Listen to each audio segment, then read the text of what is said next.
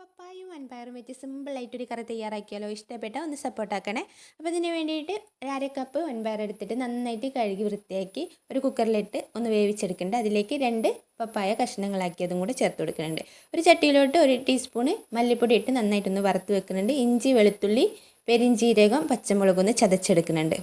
ഇനി ഒരു ചട്ടിയിലോട്ട് 1 table spoon വെളിച്ചെണ്ണ ഒഴിച്ചിട്ട് ഒരു വെല്ലുള്ളി ചെറുതായി അരിഞ്ഞിട്ട് നന്നായിട്ടൊന്ന് വഴറ്റിയെടുത്തിട്ടുണ്ടായിരുന്നു. അതിലേക്ക് നമ്മുടെ ഇഞ്ചി, വെളുത്തുള്ളി ചതച്ചിട്ട് കൊടുക്കുക.